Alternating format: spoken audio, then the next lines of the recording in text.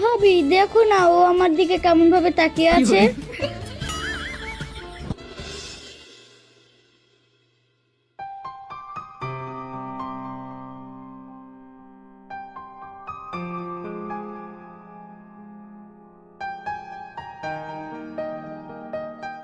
ভাবি ভাবি কেমন আছো?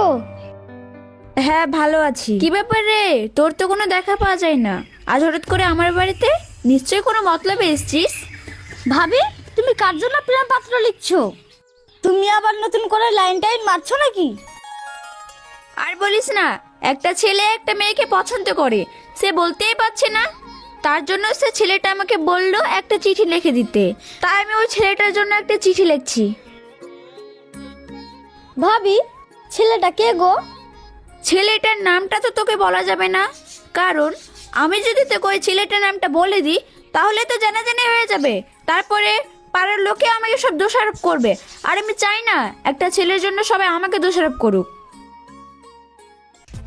ভাবি প্লিজ বলো না।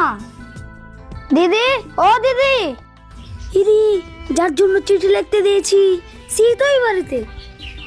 দিদি দিদি। হ্যাঁ সুরজ বল। দিদি এদিকে একটু শোনো না।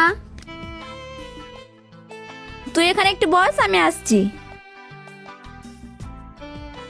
কি বলবি বল।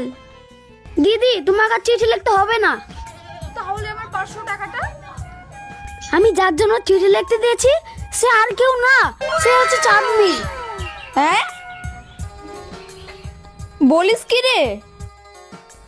শুধু চিঠি লেখাটাই 500 টাকায় ঠিক ছিল, কিন্তু তুই তো আমাকে ডাইরেক্ট বলতে বলছিস, তাহলে আমার 1000 টাকা লাগবে। আচ্ছা দিদি তাই দেবো, দয়া করে লাইনটা তো ক্লিয়ার করে দাও।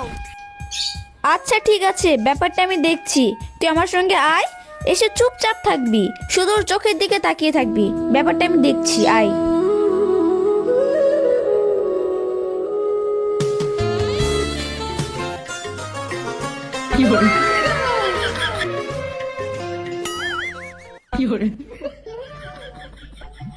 ভাবি দেখো না, ও আমার দিকে কেমন ভাবে তাকিয়ে আছে। এই ছুরা, লাইন মারবি তো বলে দে না। কে বললো আমি লাইন মারবো? তুই লাইন মানে বলে তো তোর দিকে ঢ্যাপ ঢ্যাপ করে তাকাচ্ছে। দিদি হয়েছে কি? থাক, আমাকে আর কিছু বলতে হবে না। চাঁদনি আমি তোকে ভালোবাসি, তুই কি বলছিস বল। কি হ্যাঁ বলবে? দিদি এর আগে আমি কোনো মেয়ের প্রেমে পড়িনি তো, তার জন্য কিভাবে বলতে হয় আমি জানি না। এই তোরা দুজন ওখানে গিয়ে কথা বলতো, আমার আর ভালো লাগছে না।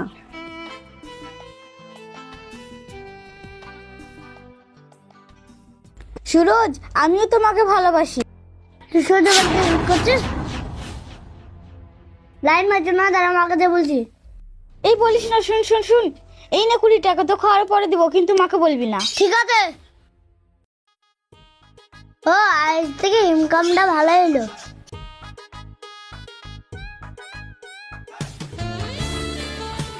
সোনা আমি বাড়ি গেলাম, পরে কথা হবে।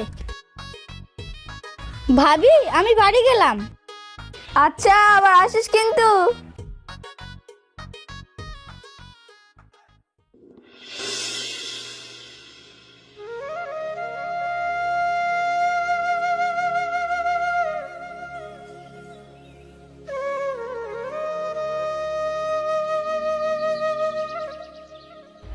এতক্ষণে তুই আসলি? তোমার গুণধর ছেলে বাড়িতে ছিল নাকি? ঠিক আছে শোন, আজকে ওরা ঝামেলা করতে পারে, পরিস্থিতি খুব খারাপ। ও তোমাকে টেনশন করতে হবে না, সুরজ আসলে সব ঠিক করে নেবে।